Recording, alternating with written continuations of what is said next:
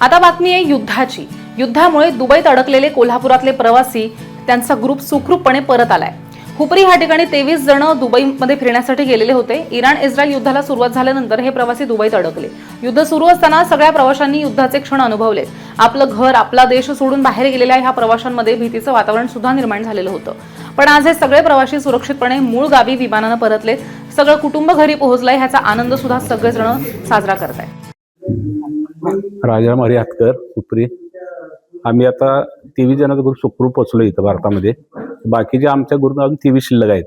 त्यांना तुमच्या माध्यमातून विनंती सरकारला, भारत सरकार, महाराष्ट्र शासनाला करतो की ते बी लवकरात लवकर त्यांना घरी पोचवा।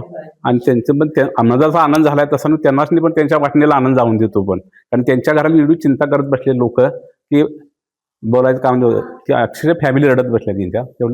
त्या माझ्या तुमच्यामुळे त्यांना विनंती आहे सरकारला की त्यांना लवकर आणावं। मी प्रकाश जाधव, राहणार पट्टणगोर्ली। मी व आमची उपरीची टीम असं 23 जण आम्ही इथून सोमवारी दुबईला गेलो। 4 दिवस खूप एन्जॉय केला। शनिवारी आम्ही सकाळी खरेदी केली व दुपारनंतर आमची डेझर्ट सफारी होती। डेझर्ट सफारीला जाता जाता 4 वाजता आम्हाला असं मेसेज आला की अबुधाबीच्या पुढे हल्ला झालेला आहे। मग आम्ही ड्रायव्हरला विचारलं, ड्रायव्हर म्हणला तसं काही झालेलं नाही, म्हणजे आम्हाला भीती निर्माण होऊ नये म्हणून त्यानं तसं आम्हाला काही जाणवू दिलं नाही। त्यानंतर आम्ही डेझर्ट सफारी केली।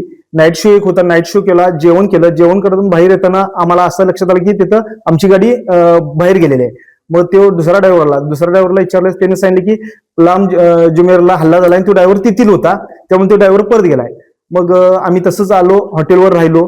रात्री 12 वाजता परत आम्हाला एक अलर्ट आला। सगळ्यांच्या आमचे माझ्याकडे 3 मोबाईल होते, 3 मोबाईलला अलर्ट आला। असं काय नेमकं झालंय, म्हणजे अक्षरशः कुठतर जोरात हल्ला होणार असं अलर्ट आम्हाला वाटले। बघतोय तर सरकारचा आदेश आला की तुम्ही बाहेर पडू नका, काचेपासून लांब राहावा। मग आम्ही झोपल्यानंतर सकाळी उठलो 7 वाजता, परत आम्हाला असं जाणवलं की कुठतर हल्ला झालाय। मग बाहेर येऊन बघतो तर 3 जागी एकटा त्यांचं ड्रोन पडलेलं। मग आम्हाला भीती निर्माण झाली। मग आम्ही तसंच सगळेजण एकत्र आलो, सगळा ग्रुप आमचा एकत्र आला, 46 जण। हॉटेलमधनं बाहेर जाण्यास परवानगी दिली नाही आम्हाला। परत आम्ही 12 वाजता जेवण्यासाठी चाललो, त्या टायमाला आमच्या नंतर एक 500 फूट अंतरावर आम्हाला एक बिल्डिंगवर ड्रोन पडलेला आणि त्याचा धुराचा साऊट पूर्ण दिसत होतं। मग त्यानंतर जेवून आलो आणि परत झोपलो। 3 वाजता परत आणि आम्हाला तसं आमच्या हॉटेलच्या पाठीमागे, अक्षरशः मला वाटते आमच्या देव पाठीशी आहे म्हणून आम्ही इथं परत आलो, कारण आमच्या हॉटेलच्या भोवतीच सगळे हल्ले होत होते। ते कुठे लांब होत होते, हॉटेलच्या भोवतीच होते ते। फक्त देव पाठीशी आहे म्हणून आम्ही इथपर्यंत आलो, नाही तर येणार नव्हतं असं तर वाटते।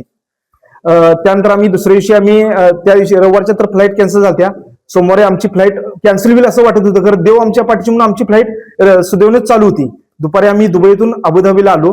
फ्लाईट होती 2:20ला, 2:20ला फ्लाईट मध्ये बसलो, 3:20ला फ्लाईट उड्डाण झाली। त्यावेळी आम्ही सुटकेचा निश्वास घेतला, सगळ्यांनी टाळ्या वाजवल्या आणि भारतात आल्यानंतर 100% आम्ही सुटकेचा निश्वास घेतला। माझं नाव सर्वजित सुनील बारगे, राहणार उपरी। मी पहिल्यांदाच आउट ऑफ कंट्री फिरायला गेलेलो, डेव्हलप सिटी म्हणून बघायला गेलेलो। तिथं डेव्हलप सिटी आहे, पण तसं तिथले माणसं आहेत, तिथं बघितला रोडवर कोण इकडे तिकडे चालताना नाही, 2 व्हीलर नाही। तिथं गेलेलो, शेवटच्या 4-5 दिवस आम्ही फिरलो। 6वा आणि 7वा दिवस, 6व्या दिवशी आम्ही डेझर्ट सफारी करायला गेलेलो। तिथं काय झालं, आम्ही येताना मी गाडीतून रॉकेट जाताना बघितलो, आम्हाला प्रत्यक्षात दिसलं मला तरी। आणि मग मी बोललो, सगळ्यांनी सांगितलं ते काय चाललंय। मग नंतर आम्ही ड्रायव्हरला विचारलो, त्याने आम्हाला खोटं बोलला, मला का माहित नाही।